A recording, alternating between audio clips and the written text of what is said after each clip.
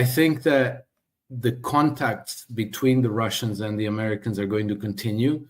And I think that all of these events are now making it undeniably obvious where the problem lies. I think that everybody has worked out who is stirring the pot. You just said, I'm sure that Trump knows. If the Russian intelligence knows about this, and what I mean by that is the secret deal between Britain and UK, between Britain and Ukraine for the Ukrainian resources. I said, if the Russian intelligence knows about this, then 100% the Americans know about it too. And then, since then, I found evidence that indeed Russian intelligence does know about this. And so 100% the Americans know about this. And so this whole, you see, when the British enjoyed the advantage of dealing with a government of degenerates and morons in Washington, they could drive the agenda and persuade the Americans to throw money at it, to throw resources at it, to throw weaponry at it. And the whole while, the Americans were gifting that money and those weapons to the Ukrainians, while the Europeans were loaning it. And I think that, Trump is, whether deliberately or whether that's just a consequence of his position, is kind of giving the Russians the leeway, the maneuvering space to finish the job in Ukraine. And so that, it turns out that the British and the Europeans were taking advantage of the Americans in a very sly and a very brazen manner. And the Trump people can see that, and the Russians can see that. And you're very right to say that they're fighting the same evil, because it's not, it's mistaken to look at the United States as a monolith, and the Britain as a monolith, and Russia as a monolith, and Ukraine as a monolith. In each one of these countries, including Russia, including European countries, United States, Ukraine, everywhere, you have structures of power that are loyal to the globalist, imperialistic cabal. And you also have patriotic people who are loyal to their people and their country, and who have no trouble having friendly, constructive relations with their equals in other countries. So, after the war, the Europeans and the Brits could say, like, well, now you all owe us all this money. Let's see, we'll have your resources. And the Americans, who just threw the money there, like, nothing for you. And so, and then also in Russia, you have the fifth column that is loyal to Western European centers of power. I mean, in my life, I know many Russians who worship at the altar of the money centers in London, who feel that London is their spiritual home. And you've never talked to bigger Russophobes than these Russians. They hate Russia. They love London. They love Britain. They love the British Empire. They hate Russia, but they're Russian. And so it's not that, some people say, like, well, yeah, Trump is doing all this, but it was the United States who did all this to Ukraine, and they orchestrated the coup, and then the CIA did this, and then they armed them. And then, yeah, that's true. But that was Obama administration. That was the first Trump administration, when Trump either didn't know what he was doing, or he was relying on people who were misleading him.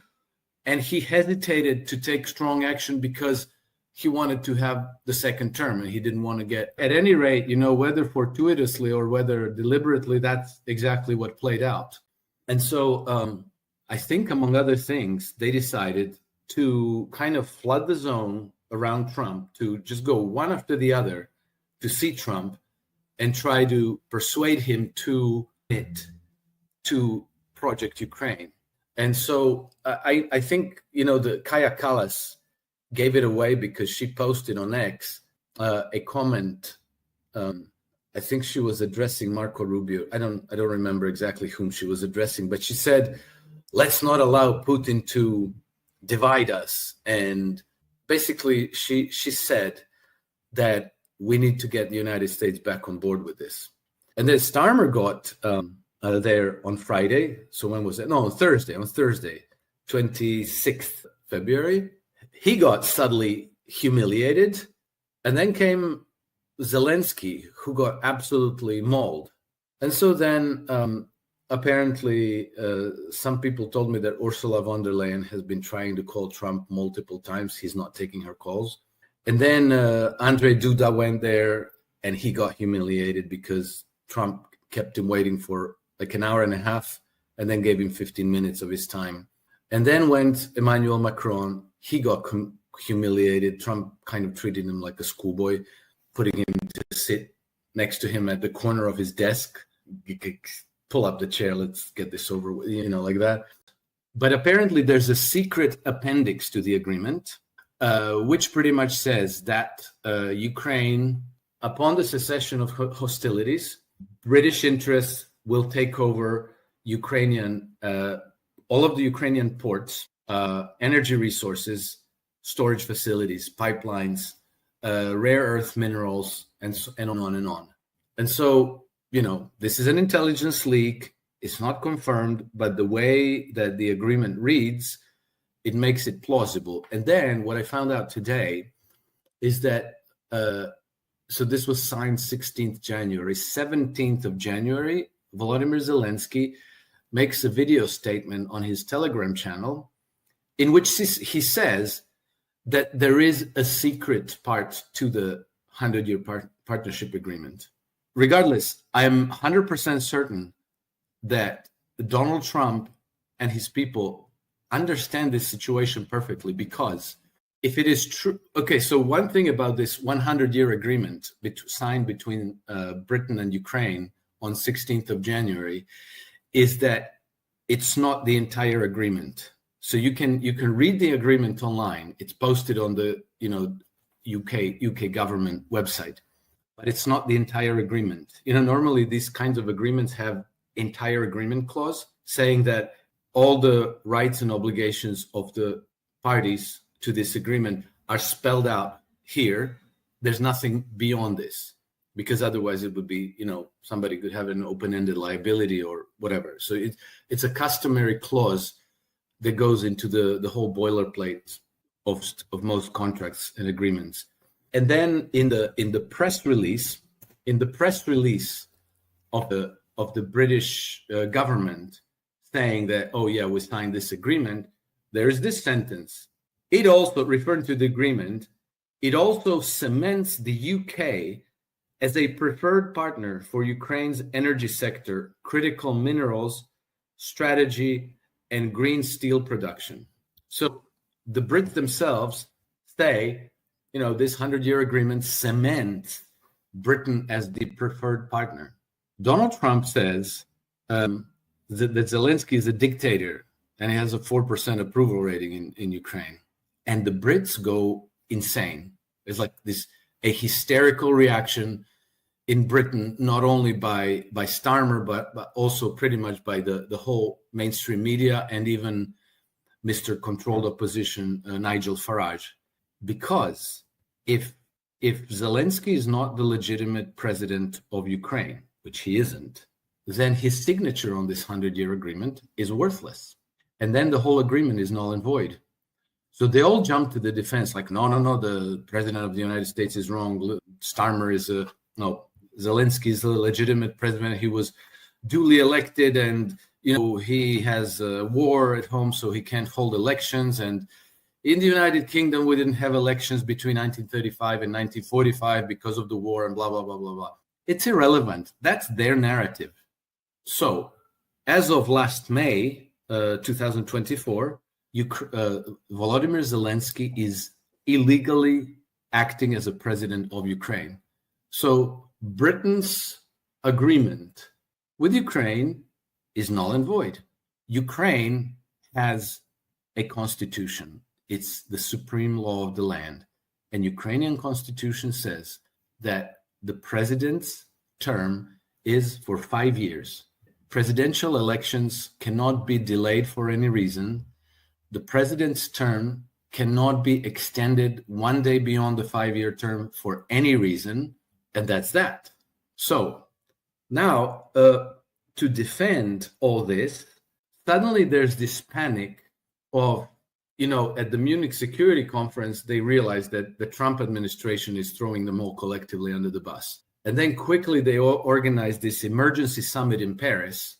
What are we going to do? This is the disaster. It's a catastrophe. Donald Trump and J.D. Vance just kind of mauled Zelensky in front of everyone, and he played into it perfectly. But I also practically couldn't believe what I was seeing, because I've never, ever in my life seen anything like it.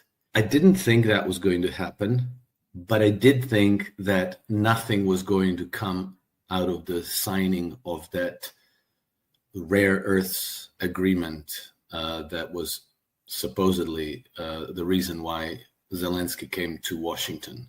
And I'll explain why. And this is, I think, to my mind, the most mind-blowing aspect of the whole story.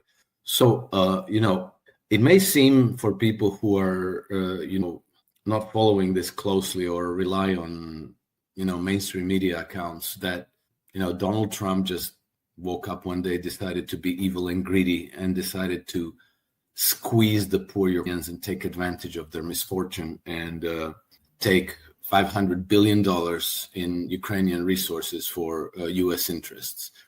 So to win Trump over, kind of with the mindset that Trump is a transactional guy and you just have to kind of lure him with the promise of big bucks. So Zelensky went to New York, met with Trump, and made him that basic offer. The $500 billion figure comes from Zelensky. So it's not Donald Trump who invented that number. It's Zelensky who made that offer. But the story of Ukrainian minerals goes way back to September of 2024. So that is, and maybe possibly even earlier than that. But in September of 2024, so we're going on nearly 6 months ago now, Volodymyr Zelensky paid a visit to Donald Trump in New York and offered essentially this deal to Donald Trump because he wanted to win him over, and because he was worried that if Biden loses the election, or if the Democrats lose the election and you get Donald Trump in the White House, that Ukraine might lose support. And so fast forward to February of this year, so these last 2 or 3 weeks, we had Scott Bessent Trump sent him to Kiev, and he brought a draft agreement to Zelensky about these minerals. And I think that was the 12th of February. And so I thought that is so incredibly strange, because Zelensky's life practically depends on U.S. support. Ukraine is desperate for U.S. support. Without U.S. support, they're finished. And so why would Zelensky be so abrasive and brazen in rejecting the U.S. deal and pretending like he has a great negotiating position here? And then I couldn't understand it. And then someone sent me an article from a Czech online portal called AE News, who apparently have a very good record of catching major scoops. And what they were reporting is that according to a intelligence leak from Ukrainian intelligence, the reason why they're doing all this smoke and mirror show is because Zelensky already signed over Ukrainian resources, energy, minerals, ports, and all this to the Brits. And that happened on the 16th of January, on the occasion of them signing the 100-year partnership between the Kingdom of the Great Britain and Northern Ireland and Ukraine. So that happened on the 16th of January. Keir Starmer flew to Kiev, and he and Zelensky signed this deal. And so now Zelensky can't sign them over to the United States. So now they're doing this song and dance with these extremely vague agreements that are not quite contracts, not quite treaties. It's extremely difficult to interpret. And then there was this fallout because Zelensky simply cannot make a commitment. So he's dodging it, and he's being impolite and abrasive and disrespectful in the process. That was just 4 days before Donald Trump's inauguration. So it was basically Keir Starmer's stealth act of piracy. He snatched Ukraine's resources from under Donald Trump's nose. And so Trump, the most important thing for the Europeans to win from Trump was US commitment to Ukraine. Now, what does that mean? In order for this agenda with the resources to stick, and I'll explain why the resources are extremely important. In order for all this to stick, it is absolutely imperative for the European powers and Britain to retain control of the political process of Ukraine, to make sure that people loyal to them are in power, because for the resources there are money good collateral for the absolutely collateral starved European and British financial systems. But in order for all that to work, you need to control the political process, because if tomorrow Ukraine realigns with Russia, some government comes in that's favorable to Russia and says, this agreement that you signed with Zelensky is dog shit, it's null and void, goodbye. Then all of it crumbles. This whole dream about controlling Ukrainian ports and gas and titanium and all of these things becomes a pipe dream and flies away. And so having control over that collateral would enable British and European banks to fuel a new large-scale credit impulse. So the banks, British European banks, could finance the development of Ukraine, the development of their of their resources, and control the trade of these resources, and then award these contracts to their own clients, meaning the corporations, the agricultural, energy corporations, mining corporations, port authorities, whoever could, and that way the wealth extracted from Ukraine could all kind of flow towards European and British banks. And so that's why at the emergency summit in Paris on the 17th February, Starmer said, we want to commit troops to Ukraine. We want to send British troops to Ukraine so that they could have control over all this. And then, the way the Brits work is they make a small commitment and they start kind of lobbying everybody else. You send 10,000 and you send 10,000 and you send 30,000. And like World War I too, because they always wanted the United States involved, but they started it anyway. And then they lobbied, and even pulled false flag events in order to get the United States involved. So they're trying to do the same again. And so they were like, we're going to send 10,000 troops. And then, then you get the French to send 10,000, and then you get the Baltic state to send whoever they can. And then if you can get rid of Carlin Georgescu in Romania, then you get Romania to send 20, 30,000 troops. You get some from Sweden, Finland, Czech Republic, Germany. So yeah, and there you put it together. Remember, they don't need to defeat Russia militarily. They just need to destabilize Russia and get to the regime change, get rid of Putin, and put somebody there like Yeltsin, who's going to be friendly with the Western interests. And so this is what the Europeans were trying to get from Trump when, Duda went there, Macron went there, Kaja Kallas went there, Keir Starmer went there, Zelensky went there, Ursula von der Leyen keeps trying to reach Trump by phone. And it all fell apart on Friday, which was one of the most amazing spectacles ever. The problem is that none of it works without the support of the United States for a variety of reasons. And I don't know all of them, but I know that, that for all of the advanced, sophisticated weaponry that the NATO has, they need US satellite intelligence, they need GPS, global positioning system, they need logistical support. I don't know what else, but without the United States, they don't have anything. They can just send their people there as a cannon fodder to get slaughtered, and they cannot change the outcome of the game. But if they could persuade the Americans to support them, then they could, secure free and prosperous and democratical and sovereign Ukraine, and then continue to attack Russia. Even if the war is lost militarily, they can still continue to fight by means of terrorism, by means of, one of the main foreign policy tools that the British Empire has used for centuries is opium wars, which is one of the reasons why the Brits want to control the ports of Ukraine. Because if you control the ports, it facilitates the flow of troops, of weapons, and of narcotics.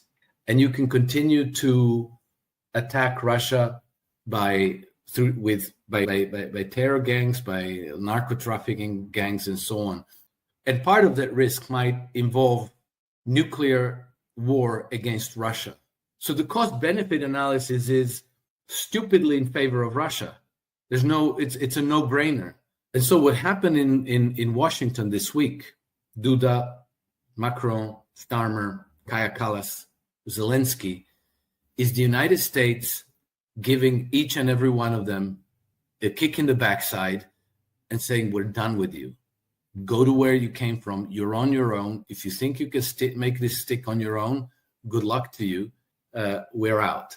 And then he said, major American companies are already discussing development project with the Russian companies.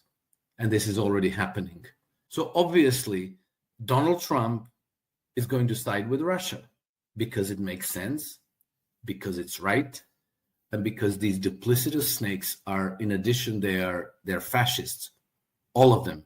So, for Europe and the United Kingdom, this is cataclysmic.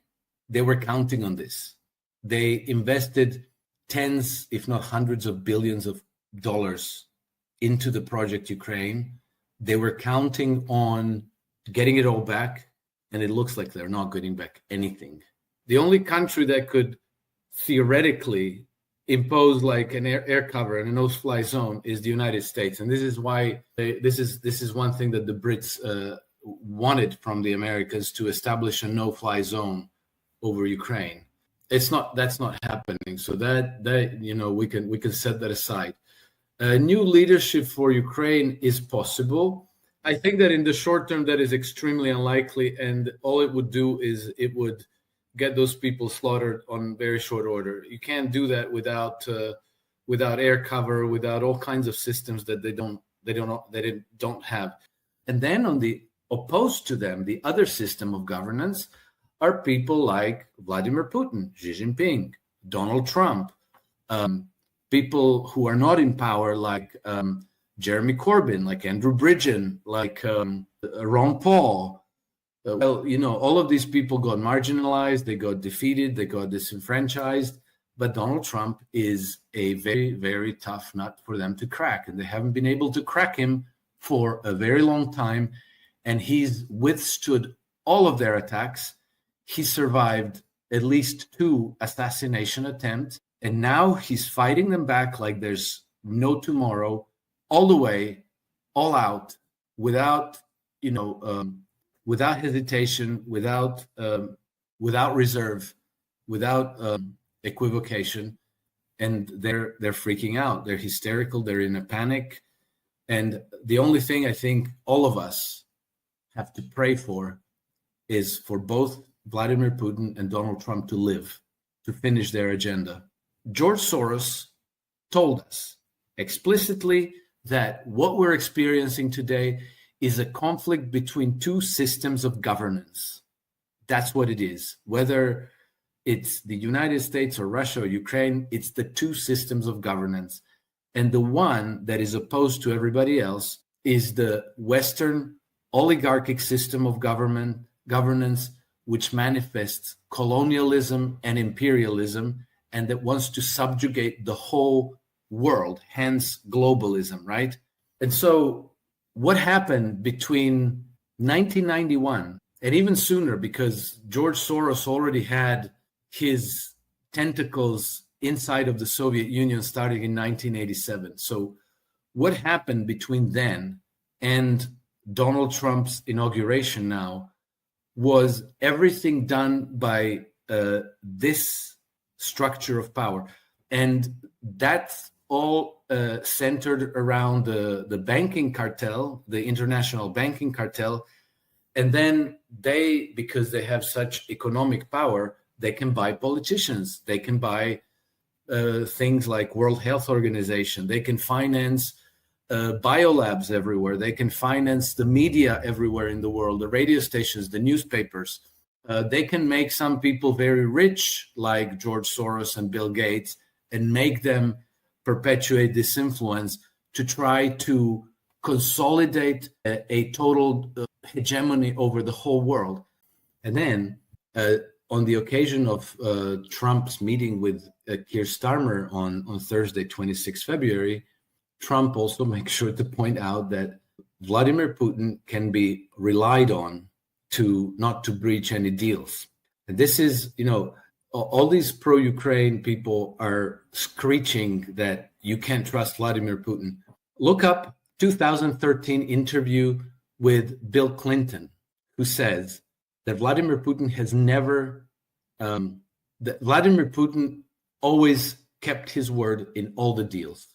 Now they could come in very handy because you have duplicitous, lying Europeans who can't provide security for Ukraine, and then you have reliable Mr. Putin who honors his word and who can provide security. So Americans don't have to risk their men and resources in Ukraine for security to make all their deals stick. And Vladimir Putin is saying, we can make deals together. And I got a lot more than the Ukrainians have. And I'll take care of the security. So you don't have a problem of somebody coming in and tearing up your agreements and contracts. Now, to finish the whole thing, Europeans were also counting on, they also had their own calculus for this Ukrainian situation. Russia has about $260 billion frozen in European banks. What they think that they're going to do with that is to use that money as collateral to finance Ukraine's reconstruction. So this would, this is Macron's brainchild, and his former foreign minister, Gabriel Séjourné, is pitching it around. Is that this would be used as collateral for French banks to finance reconstruction of Ukraine. Those contracts would be awarded to French companies or maybe other European companies, I don't know. And that again would make sure that as they repay their debts, as Ukrainians repay their debts to the Europeans, that there's again another large flow of wealth from Ukraine flowing to French banks. So very, very nice, brilliant ideas, but none of it works without the American support. And so,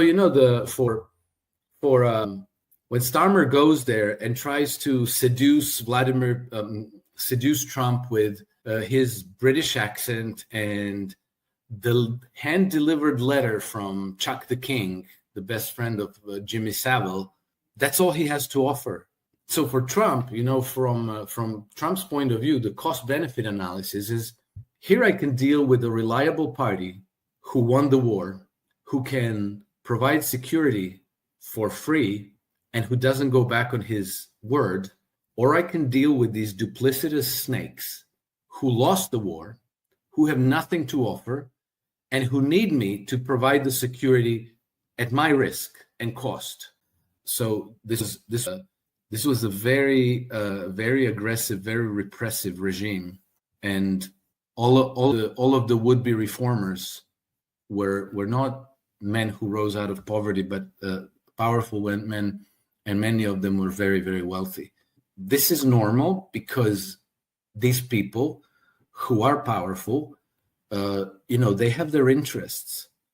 And some of these wealthy people, their interest is in the population being reasonably affluent so that they can buy their company's products and services. If everybody becomes a slave in some kind of a matrix controlled by some, Klaus Schwab or whoever, and then they decide what you get. Oh, you're going to get 100 you're going to get 100 grams of protein per week, and it's going to be insect protein. Well, then that person also decides who gets to sell the insect protein, right? So they become the arbiter of everything. And so they may destroy they may be able to destroy some of these oligarchs if people no longer have choice. So it's not so weird. Billionaires are not all the same. They have different interests. And some of them are not even evil. They might actually like human beings, hating humanity. I don't know if I couldn't say Elon Musk who he is. I know Elon Musk from his posts, from what people say about him, from his posts. So coming from him directly, I get a very positive impression. And then what people talk about it, there's a mix of positive and negative. So if I knew him personally, then I would be a bit more confident to judge him, but I don't. So it is logical that some oligarchs actually want people to have choice and to retain a degree of liberty and to retain a degree of affluence, so that, like if I'm selling Teslas, would I rather people be affluent enough to buy a lot of Teslas, or would I prefer that everybody is complete slave shut in 15-minute cities where they don't need no Teslas at all?